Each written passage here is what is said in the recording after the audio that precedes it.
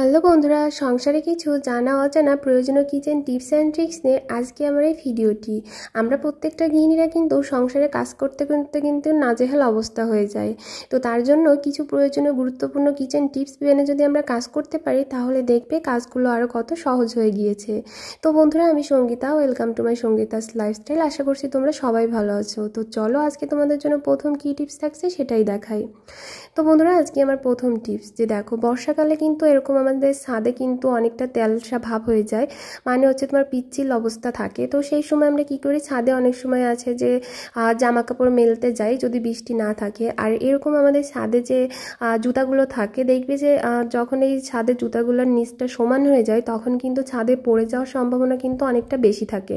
তো সেই ক্ষেত্রে বন্ধুরা, আমাদের ছাদে এরকম যে জুতাগুলো আছে সেই জুতাগুলোর নিচেই দেখবে যে অনেকটা দেখো এরকম সমান সমান হয়ে যায়। তো সেই জায়গাটা কি করবে, আমাদের ঘরে যে মাছ আঁচড়ানো এই যে কাঁকনিটা আছে, তো সেটা দিয়ে জাস্ট এইভাবে একটু টেনে টেনে দেবে, দেখবে যে এটা কিন্তু একেবারে বেসমান হয়ে যাবে। আর বন্ধুরা, তুমি যদি এইভাবে তারপরে ছাদে যদি হাঁটাহাঁটি করো তখন কিন্তু পড়ে যাওয়ার কোনো রকম কোনো দুর্ঘটনা ঘটারও কিন্তু কোনো রকম কোনো চান্স থাকবে না।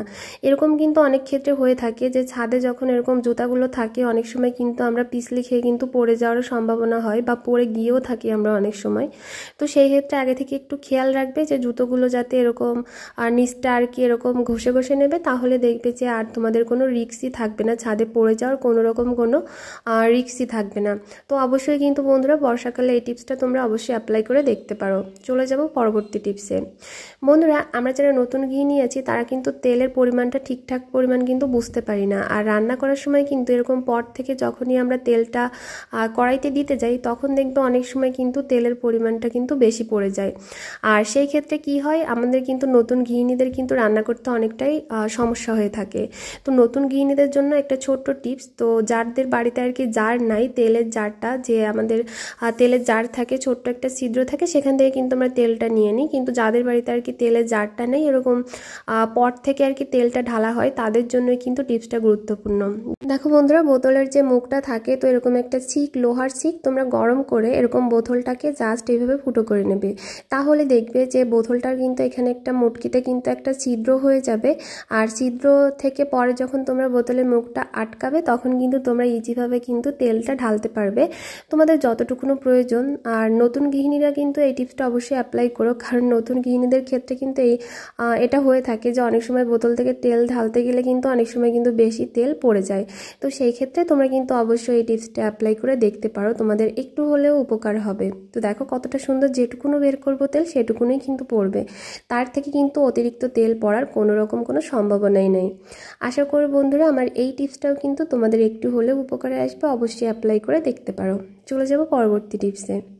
বন্ধুরা, বর্ষাকালে কিন্তু আমাদের এই মুড়িটা নিয়েও কিন্তু অনেকটা সমস্যা হয়ে থাকে। দেখবে যে মুড়ি যদি কৌটায় রাখা না হয়, আর অনেক সময় দেখবে মুড়ি কৌটায় রাখলেও কিন্তু এরকম মুড়িটা কিন্তু তোমার চেংড়ে হয়ে যাওয়ার কিন্তু সম্ভাবনা থাকে, একেবারেই চুপসে যায়, তখন কিন্তু খেতে একদমই ভালো লাগে না, আর খাওয়াও কিন্তু একেবারে যায় না।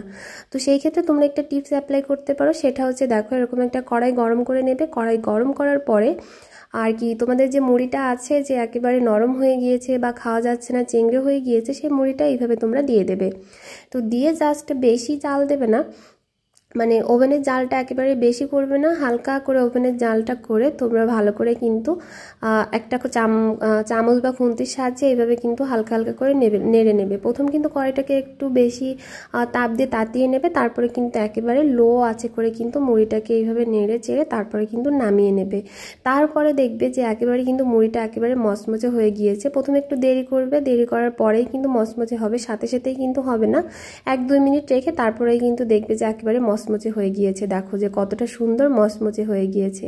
তো অবশ্যই কিন্তু বন্ধুরা, তোমরাও এই টিপসটা অ্যাপ্লাই করে দেখতে পারো। এই বর্ষাকালে এই সমস্যাটা কিন্তু আমাদের প্রত্যেকের ক্ষেত্রে হয়ে থাকে, তো সেই ক্ষেত্রে কিন্তু তোমরা অবশ্যই এই টিপসটাও অ্যাপ্লাই করে দেখতে পারো। আশা করি বন্ধুরা টিপসটা তোমাদের ভালো লেগেছে। চলে এলাম পরবর্তী টিপসে। বন্ধুরা, প্রত্যেকটা গৃহিণী রান্না করার সময় তো পেঁয়াজ প্রয়োজন হয়, আর পেঁয়াজ কাটার কথা বললেই কিন্তু আমাদের অলরেডি কিন্তু চোখ দিয়ে জল বের হয়ে আসে।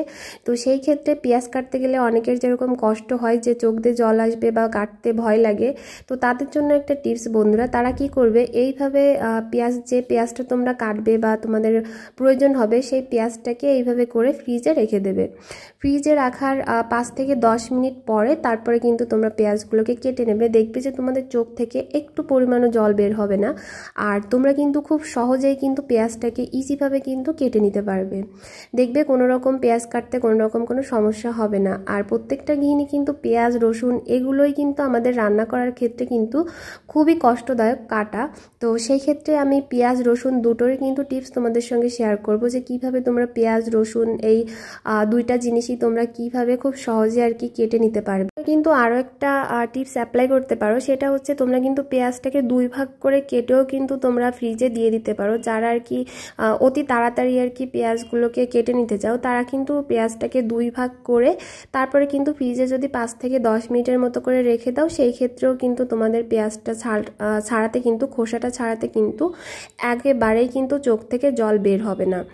আর তোমরা যদি চাও যে আমাদের মানে 20 থেকে 30 মিনিট পরে আমরা পেঁয়াজটাকে বের করব বা পেঁয়াজটা লাগবে, তখন কিন্তু তোমরা এইভাবে গোটাটা মানে পেঁয়াজটা পুরো আস্তটা রেখেই কিন্তু তোমরা পরে এইভাবে খোসাটা ছাড়িয়ে নিতে পারো, সেই ক্ষেত্রে তোমাদের যেটা ভালো লাগে। আর বন্ধুরা, এই পেঁয়াজের খোসা ছাড়ানো রসুনের খোসা ছাড়ানোর ভিডিও কিন্তু অলরেডি আমি অনেক আমার ভিডিওতে দিয়ে রেখেছি।